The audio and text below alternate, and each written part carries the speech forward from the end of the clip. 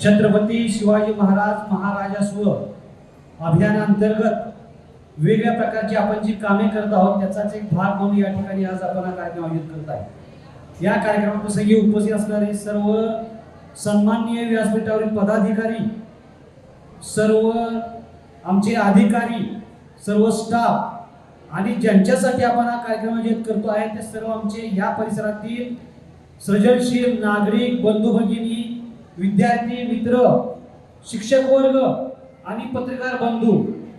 खरं तर कार्यक्रमाचं मोठं असं स्वरूप आपल्याला करायचं नाही आहे, आपल्याला काम करायचं आहे म्हणून हा कार्यक्रम आम्ही अतिशय आटोपशीर घेत आहे।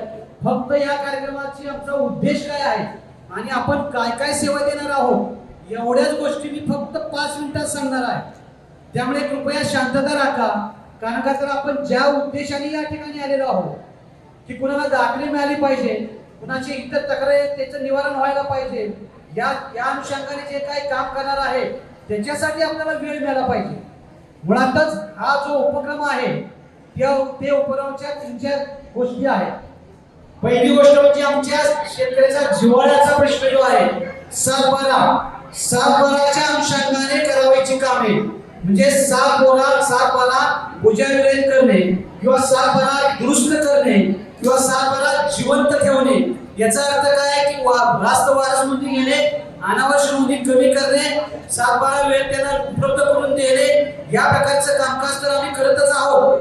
त्याचबरोबर वेगवेगळे आमचे जे विद्यार्थी आहेत त्यांना वेगवेगळे दाखले मिळत आहेत, ते दाखले देण्याची सुद्धा आपण शालेय स्तरावर व्यवस्था करण्याची आपण उपाययोजना केलेली आहे।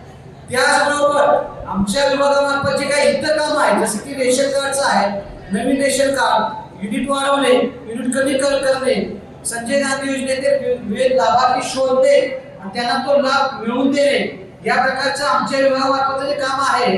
त्याबरोबरच इतर विभागाचे जे आहे जसं की आमचं भूमी अभिलेख आहे, आमचं वैद्यकीय आहे, आदिवासी विभाग आहे, अशा सर्व विभागांना ग्रामपंचायत आहे, पंचायत समिती आहे, कृषी विभाग आहे, या विभागातल्या सुद्धा ज्या योजना आहेत त्या लोकांपर्यंत पोहोचणे, किंबहुना आजच या ठिकाणी त्यांचे अर्ज उपलब्ध करून घेणे आणि ते अर्ज प्रोसेस करून आपल्याला त्यांना त्याची सेवा देणे किंवा त्याला लाभ देणे हा आपल्या कार्यक्रमाचा उद्देश आहे। आमच्या काही 2 वर्षामध्ये 3 वर्षामध्ये वेगवेगळ्या आमच्या अधिनियमामध्ये तरतुदीमध्ये शासनाने सुलभता आणलेली आहे आणि त्यायोगे लोकांना त्याचा फायदा होणार आहे। जसे की येण्याची परमिशन लागत होती ती आता रद्द केलेली आहे।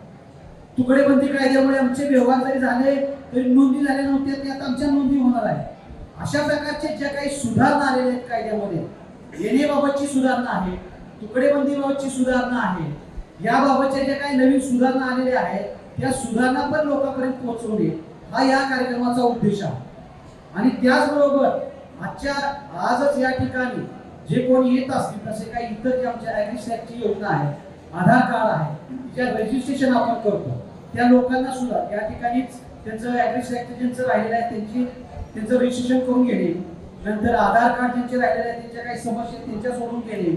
आमचा हा बराचसा भाग आदिवासी बहुल आहे, त्यांच्या विशिष्ट वेगवेगळ्या गरजा आणि विशिष्ट त्यांच्या समस्या आहेत त्याच्या अनुषंगाने किंवा भूमी अभिलेखच्या अनुषंगाने त्यांचे काही अर्ज प्राप्त करून घेणे।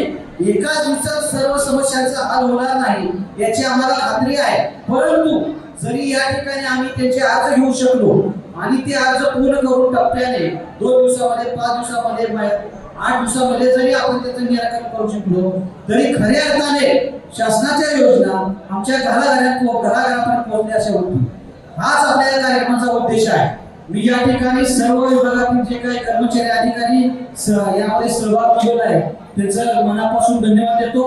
आज आपण जेवढे काही लोक आपल्याकडे येतील, काही दाखल्यासाठी असो, वेगवेगळ्या ज्या आमचे योजना आहेत त्या योजनाचे लाभार्थी म्हणून अर्ज घेऊन येणारे असो किंवा आता अगदी शासनानं सहजगत्या लोकांना उपलब्ध होण्यासाठी डिजिटायझेशन केलेलं आहे, डिजिटायझेशनच्या माध्यमातून सातबारा असेल, इतर सुविधा असेल ते देण्याबाबतची प्रक्रिया असो किंवा इतर लाभ मिळण्यासाठी किंवा एखाद्याची तक्रार असेल, तक्रार सुद्धा आम्ही या ठिकाणी घेऊ।